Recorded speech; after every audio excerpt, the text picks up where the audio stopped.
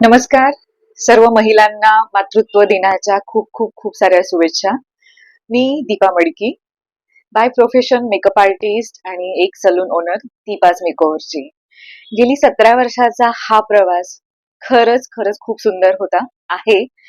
आणि हा प्रवास अजून सुंदर करण्यासाठी महाराष्ट्र न्यूज चॅनलचे धनंजय सरांनी अजून एक स्फूर्ती देणारं काम केलंय, ज्याच्यामध्ये ते दर 8 मार्चला जागतिक महिला दिनानिमित्त स्त्रियांना सन्मानित करतात, ज्या त्यांच्या त्यांच्या क्षेत्रामध्ये त्यांनी खूप जास्त काम केलेलं आहे.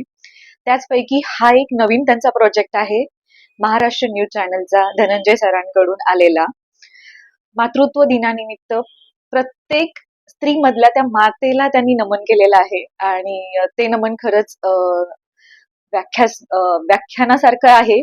कारण स्त्रीबद्दल खूप जण बोलतात आणि बोललंही पाहिजेच असं नाहीये, पण बोललं पाहिजे. कारण प्रत्येक स्त्रीमध्ये ती एक क्वालिटी आहे, ती एक स्ट्रेंथ आहे, ती एक शक्ती म्हणून ओळखली जाते आणि ती शक्ती घराला, तिच्या मुलाला आणि समाजाला पुढे घेऊन येत असते.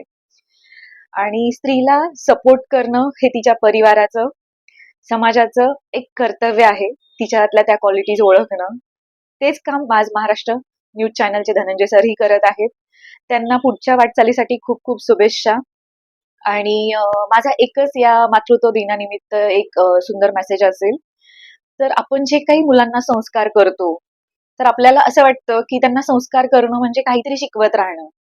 तर नाही, आजचं जे काही जग जिथे पुढे पळत आहे, जे आज एक जेनझीज म्हणून लहान मुलांचं किंवा एक युथचं जे पॅटर्न आला आहे, ज्यांना आपण जेनझीज म्हणून ओळखलं जातं, तर त्या मुलांना जर आपल्याला प्रत्येक पिढीतले काही संस्कार द्यायचे असतील ना, तर मातेला नाही, फक्त स्त्रीला म्हणजे आईला नव्हे, तर प्रत्येक परिवारातल्या आतल्या प्रत्येक सदस्याला ना ते संस्कार आतल्या आत आणावे लागतील.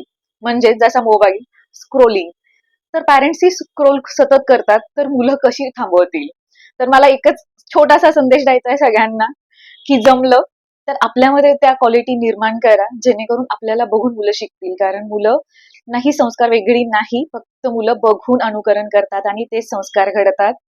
आणि बस मी एवढंच सांगेल की महाराष्ट्र न्यूज चॅनलनी हा जो काही उपक्रम घेतलाय, त्यांना पुढच्या वाटचालीसाठी खूप खूप शुभेच्छा. आणि त्यांचा हा उपक्रम असाच दिवसेंदिवस मोठा होत राहावं. खूप खूप धन्यवाद.